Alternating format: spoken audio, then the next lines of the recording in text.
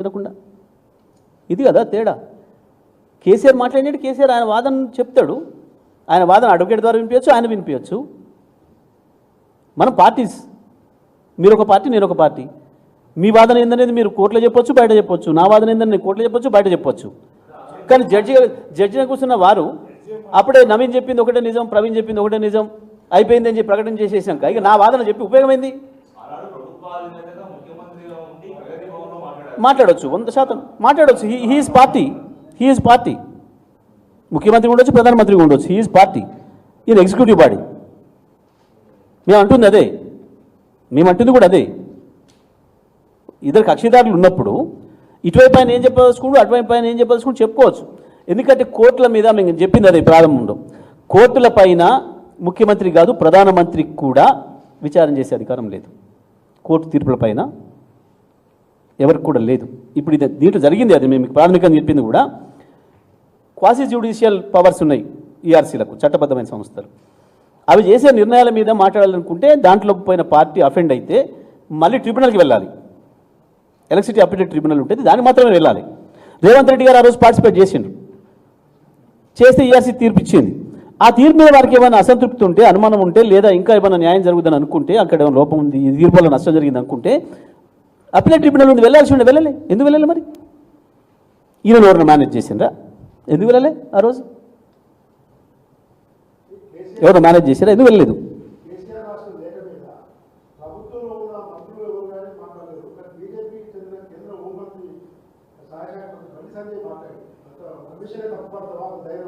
అజ్ఞానంతో బండి సంజయ్ లేదా ఇంకొక మంత్రి ఎవరైనా మాట్లాడినా అవి అజ్ఞానపు మాటలు, మూర్ఖపు మాటలు.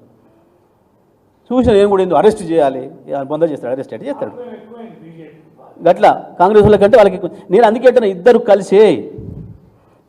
కలిసే కేసీఆర్ పైన కుట్ర చేస్తున్నారు, కాంగ్రెస్ బీజేపీలు. నేను మీకు 3 ఏళ్ల నుంచి కూడా నేను అదే మాట చెప్పిన, ఎప్పుడు చూసినా సమావేశాలు అదే ఉంటుంది. బీజేపీ కాంగ్రెస్లు ఇద్దరు ఒకటే కేసీఆర్ విషయంలో. కేసీఆర్ని చూసి భయపడుతున్నారు.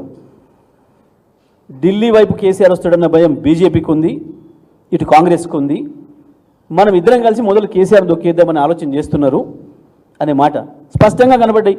మీరు గత 5 ఏళ్ళకి తీసుకోండి, పిసిసి అధ్యక్షుడిది, బీజేపీ రాష్ట్ర అధ్యక్షుడిది ఒకటే గొంతు, ఒకటే మాట కేసీఆర్ విషయంలో. అంతెందుకు మొన్న ఎన్నికల ముందు కూడా వాస్తవానికి ప్రతిపక్షం పైన దాడి చేస్తుంది ఏ పార్టీ అయినా ప్రధానంగా.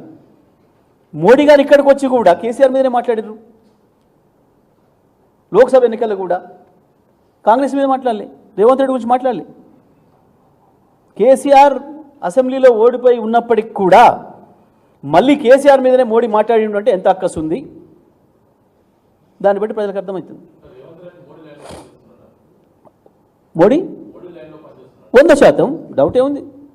బడేబాయ్ అని చెప్పే, చోటబాయ్ అని ఆయన చెప్పే, మన ఇద్దరిది ఒకటే దారిని చెప్పిరి. ఓదికు రాహుల్ గాంధీ మోదాని అని పేరు పెట్టిండు మోడీకి, అదానికి కలిపి. మీరందరూ కూడా విన్నారు చాలాసార్లు మోదాని అని. మరి అదే అదానిని తీసుకొచ్చుకొని అదానితో మీటింగ్ పెట్టుకొని ఆయనతో లంచ్ డిన్నర్ చేసుకొని నువ్వు రావాలే మా రాష్ట్రానికి అని చెప్పి స్వాగతించి చెప్పిండు. ఎవరి లైన్లో? మోడీ లైన్లో. మోడీ, అదాని, రేవాని ముగ్గురు కలిసి ఒకటే. రేదాని అయిందా ఏమైందో?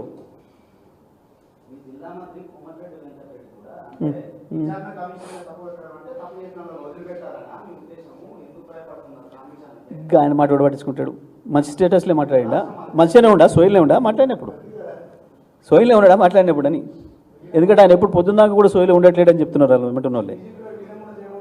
ఇక ఆయన ఇప్పుడు నువ్వు ఏ టెక్నాలజీ వాడాల్సి ఉండే, సబ్ క్రిటికల్ టెక్నాలజీ వాడి